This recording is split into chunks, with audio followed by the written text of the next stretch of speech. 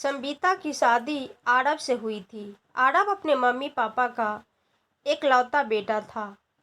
उसकी एक रिधिमा बहन थी, रिधिमा, जिसकी शादी हो चुकी थी और वह अपने ससुराल में थी। संबीता भी अपने माता पिता की एकलौती बेटी थी और उसकी शादी में उसके मम्मी पापा ने कोई कमी नहीं छोड़ी थी। संबीता आरब के साथ बहुत खुश थी। आरब के घर में उसे किसी बात की कोई कमी नहीं थी। संबीता के माँ बाप भी संतुष्ट थे कि चलो बेटी को अच्छा घर परिवार मिल गया। समय इसी तरह बीत रहा था और संबीता और आरब की शादी को लगभग 1 वर्ष हो चुका था। अब वे दोनों फैमिली प्लानिंग के बारे में सोच रहे थे।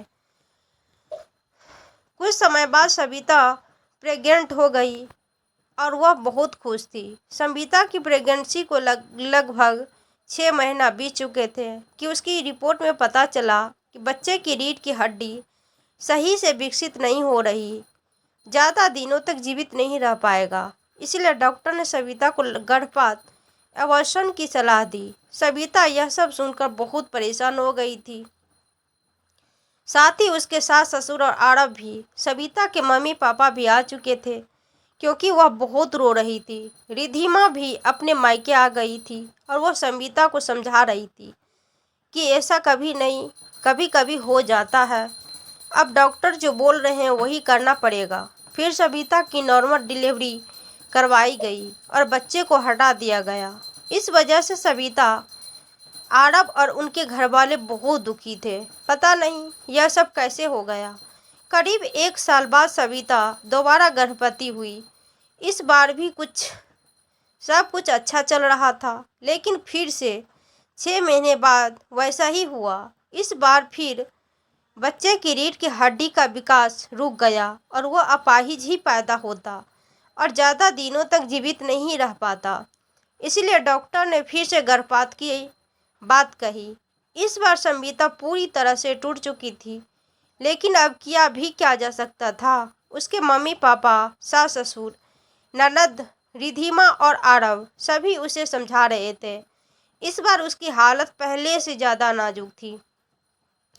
बच्चा पेट में पूरी तरह से फंसा हुआ था। नॉर्मल डिलीवरी नहीं हो सकती थी, इसीलिए सिजेरियन के जरिए बच्चे को निकाला गया। इस बार संबीता पूरी तरह से टूट गई थी। उसे लगने लगा था कि उसके साथ बार बार ऐसा क्यों हो रहा है। वो बहुत दुखी हो गई थी। अब आरव और संबीता ने सोच लिया था कि कुछ समय तक वे बच्चे के बारे में नहीं सोचेंगे। दोनों बार की प्रेगनेंसी में संबीता के सभी टेस्ट हुए थे और वह पूरी तरह से स्वस्थ थी। उसमें कोई कमी नहीं थी। फिर भी दोनों बार बच्चे में समस्या आ गई। अब उन्होंने कुछ समय का ब्रेक लेने का निर्णय लिया। रिधिमा ने भी कहा, बिल्कुल सही बात है, जब 2 बार ऐसा हो चुका है तो अब कुछ समय अच्छे से आराम करो, फिर बच्चा प्लान करना। संबीता के माँ बाप भी अपने घर चले गए और एक बार फिर से जिंदगी सामान्य हो गई थी। संबीता खुद को व्यस्त रखने की कोशिश कर रही थी। उसके ससुर और आरव दिन भर उसके शोरूम में रहते और बिजनेस संभालते थे। उसकी सास भी अपने उम्र की महिलाओं के ग्रुप में व्यस्त रहती थी। उन्होंने संबीता से भी कहा कि टाइम पास के लिए कोई किटी क्लब ज्वाइन कर ले या जिम ज्वाइन करे।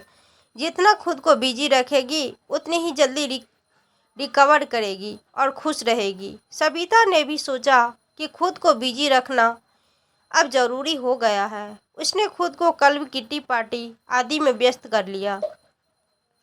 एक दिन मार्केट में संबीता ने आरव को एक लड़की के साथ देखा। घर लौटकर उसने आरव से उस लड़की के बारे में पूछा। आरव ने कहा, कौन सी लड़की? मैं तो किसी लड़की के साथ नहीं था।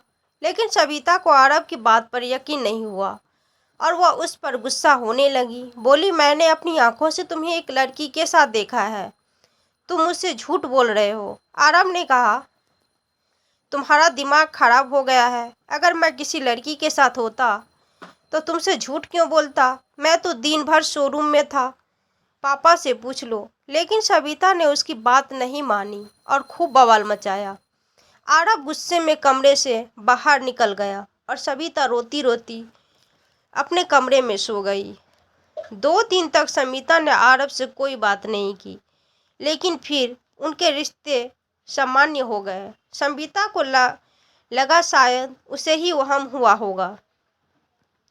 एक दिन जब वह जिम से घर लौटी, घर पर कोई नहीं था। सास भी बाहर थी, नौकर भी नहीं आया था, इसीलिए सारा काम उसे ही करना पड़ा। जब वह कमरे की सफाई कर रही थी तो बेड पर एक वेस्टर्न ड्रेस मिली जो उसकी नहीं थी। उसे देखकर वह घबरा गई, क्योंकि वह ड्रेस उसके बेडरूम में कैसे आई। सविता ने तुरंत रिधिमा को फ़ोन किया, उसे बुलाया और ड्रेस दिखाते हुए कहा, देखो रिधिमा, तुम्हारा भाई मुझे धोखा दे रहा है। मैं जिम गई थी, उस वक्त घर पर कोई नहीं था, पापा मम्मी सब बाहर थे, और जब लौटी तो बेड पर यह ड्रेस मिली जो मेरी नहीं है। मैंने खुद एक दिन आरब को लड़की के साथ देखा था, शायद यही लड़की है, हो सकता है शॉपिंग करके लाई हो और यहाँ ट्राई कर रही हो। रिधिमा यह सब देखकर हैरान रह गई। उसने रात में अपनी मम्मी को बताया और फिर आरब से बात की गई, लेकिन उसने साफ मना कर दिया, मुझे नहीं पता वो ड्रेस कहाँ से लाई, मेरा किसी लड़की से कोई लेना देना नहीं है। सविता पागल हो गई है और मुझ पर झूठे इल्ज़ाम लगा रही है।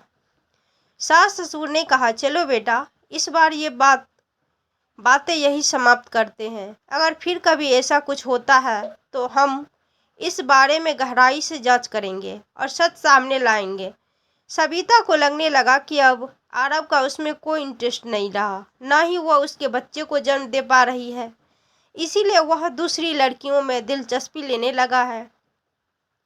एक रात अचानक सविता को परफ्यूम की एक अजीब सी महक आई। उसकी नींद खुल गई। उसने देखा आरब बेड पर नहीं था, बल्कि बालकनी में खड़ा था। वह चुपचाप उसके पास गई। आरब नीचे देख रहा था। सविता ने पूछा, तुम किसे बाय कर रहे थे? आरब बोला, मैं किसे बाय करूँगा, मुझे नींद नहीं आ रही थी तो बालकनी में आ गया। सविता ने पूछा, रूम में यह परफ्यूम की खुशबू कैसी आ रही है? आरब बोला, पता नहीं, मुझे भी आई थी, उसी की वजह से मेरी नींद टूटी और मैं बालकनी में आ गया। लेकिन सविता को उस पर यकीन नहीं हुआ, क्योंकि वह वैसा परफ्यूम इस्तेमाल नहीं करती थी। कमरे में बहुत तेज महक थी, जैसे उस परफ्यूम का इस्तेमाल करने वाली कोई लड़की उस पिलो पर सोई हो। सुबह होते ही सविता ने पूरे घर में हंगामा मचा दिया। वह चिल्लाकर बोली, जिस पिल्लो से ये खुशबू आ रही है वह मैंने कभी इस्तेमाल ही नहीं किया। ज़रूर आरब मुझे रात में बेहोश करके अपनी गर्लफ्रेंड को लाता है, फिर समय बिताकर उसे बाहर भेज देता है। सविता का कहना था कि उसने अपनी आंखों से आरब को बालकनी में किसी को बाय करते हुए देखा है। परफ्यूम की खुशबू इतनी तेज थी कि अब तक सविता के पीलों से उसकी महक आ रही थी, जिसे उसकी सासू माँ और ससुर जी ने भी महसूस किया। उन्होंने आरब से साफ साफ पूछा कि क्या वह कुछ गलत कर रहा है, लेकिन आरब ने साफ मना कर दिया और गुस्से में घर से बाहर चला गया। सविता ने कहा, मुझे पूरा यकीन है कि आरब मुझे धोखा दे रहा है। अब मैं उसके लायक नहीं रही। 2 बार अबॉर्शन होने के कारण मेरी फिगर भी खराब हो चुकी है। मैं उसे उसका बच्चा नहीं दे पा रही हूँ, इसीलिए वह अब मुझसे छुटकारा चाहता है और उसकी ज़िंदगी में कोई और आ चुकी है। सविता के सास ससुर को कुछ समझ नहीं आ रहा था, लेकिन सविता बहुत हाइपर हो चुकी थी। उसकी ननद रिधिमा और मम्मी पापा भी आ चुके थे और इस बार सबको आरब की गलती साफ नजर आ रही थी। सविता के मम्मी पापा ने उसके सास ससुर से कहा, आप लोग अपने बेटे से बात कीजिए, ऐसे नहीं चलेगा। मेरी बेटी उसकी ब्याहता है, वह उसे ऐसे धोखा नहीं दे सकता। सास ससुर ने आश्वासन दिया कि वे आरब से इस बारे में गंभीरता से बात करेंगे। अगर उसकी ज़िंदगी में वाकई कोई और लड़की है तो उसे बाहर का रास्ता दिखाया जाएगा, लेकिन सविता की ज़िंदगी कभी बर्बाद नहीं होने दी जाएगी। लेकिन आरब कुछ भी मानने को तैयार ही नहीं था। रिधिमा ने भी प्यार से उससे पूछा कि अगर ऐसा कुछ है तो वह बता दे, लेकिन आरव का एक ही जवाब था, मेरा किसी से कोई अफेयर नहीं है। संगीता मुझ पर झूठे इल्जाम लगा रही है। वह मन में पता नहीं क्या क्या सोचती रहती है, फिर उसे सच मान लेती है। लेकिन सविता को पूरा यकीन था कि आरव उसे धोखा दे रहा है। एक दिन उसने चुपके से अपने बेडरूम में सीसीटीवी कैमरा लगवा लिए। 3-4 दिन के बाद कैमरे में जो रिकॉर्ड हुआ उसे देखकर पूरे घर के होश उड़ गए। रात के करीब 3 बजे संगीता उठकर अपने कमरे से बाहर गई, शायद पानी पीने के लिए। उसके कुछ देर बाद जब वह वापस नहीं आई तो उसी दौरान एक लड़की जिसने सुंदर सी नाइटी पहनी थी और अपने बालों से चेहरा ढक रखा था, कमरे में दाखिल हुई। वह चुपचाप आरव के बगल में लेट गई। आरव गहरी नींद में था। वह लड़की कुछ देर आरव के पास लेटी रही, फिर उसके माथे पर किस किया और वहां से चली गई। थोड़ी देर बाद संगीता वापस आई। वह बिल्कुल बेसुध थी, जैसे उसे कुछ होश ही न हो। वह सीधे जाकर बेड पर सो गई। जब उसकी नींद खुली तो उसे पिलो पर फिर से वही परफ्यूम की तेज खुशबू आई। उसने आरव को जगाते हुए कहा, देखो, आज फिर उसे परफ्यूम की स्मेल आ रही है। जरूर तुम मुझे धोखा दे रहे हो। आरव ने गुस्से में कहा, तुम पागल हो गई हो, चुपचाप सो जाओ। मैं तो आज बालकनी में भी नहीं गया और तुम बकवास कर रही हो। सविता जोर जोर से चिल्लाने लगी। उसके सास ससुर भी कमरे में आ गए। सविता ने कहा, इस बार मैंने सबूत के पक्के इंतजाम कर रखे हैं। मैं इस आरव को छोड़ूंगी नहीं। यह मुझे धोखा दे रहा है। उसने सीसीटीवी कैमरा की रिकॉर्डिंग सबके सामने ऑन की और सब सच्चाई देख सके। वीडियो देखकर सब हैरान रह गए। सविता कमरे से बाहर गई थी और इस बीच कोई अनजान लड़की कमरे में आई, आरव के पास सोई उसे किस किया। कुछ देर बाद सविता वापस आई, बिल्कुल बेसुध हालत में। अब सबके सामने साफ हो चुका था कि सच में कोई लड़की उनके बेडरूम में आ रही है। लेकिन आरव अभी मना कर रहा था और कह रहा था, मेरी जिंदगी में संगीता के अलावा कोई नहीं है। अगर कोई होती तो क्या मैं उसे अपने घर बेडरूम में बुलाता। आरव की बात भी सही लग रही थी, क्योंकि जब वह लड़की आई तो आरव गहरी नींद में सो रहा था। उसने आंखें तक नहीं खोली। तो फिर वह लड़की कौन थी और वह घर में कैसे घुसी। आरव के मम्मी पापा ने बाहर के कमरे की सारी फुटेज भी चेक की, लेकिन किसी भी कैमरे में कुछ रिकॉर्ड नहीं हुआ। अब सवाल यह था कि वह लड़की घर के अंदर आई कैसे। घर के अंदर के सभी कैमरों की तलाशी ली गई।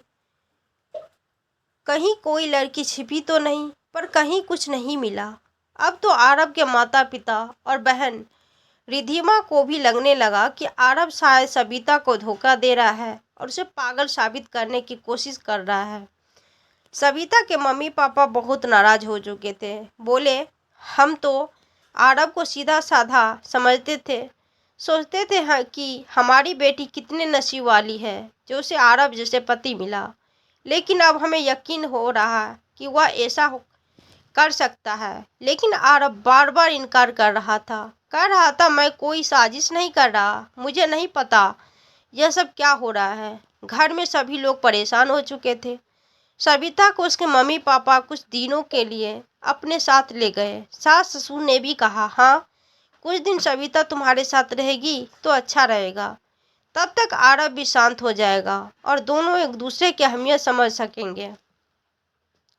उधर आरव के घर में अब भी तनाव था। कहीं न कहीं उसके माँ बाप और बहन को लग रहा था कि आरव सच में सविता को धोखा दे रहा है। लेकिन आरव अब भी यही कह रहा था कि वह निर्दोष है। अब आरव ने पूरे घर में सीसीटीवी कैमरे लगवा दिए थे, खुद को निर्दोष साबित करने के लिए। फिर एक दिन कैमरे में कुछ ऐसा रिकॉर्ड हुआ कि किसी को यकीन ही नहीं हुआ। शाम को जब सब लोग घर आए, आरव फुटेज चेक कर रहा था।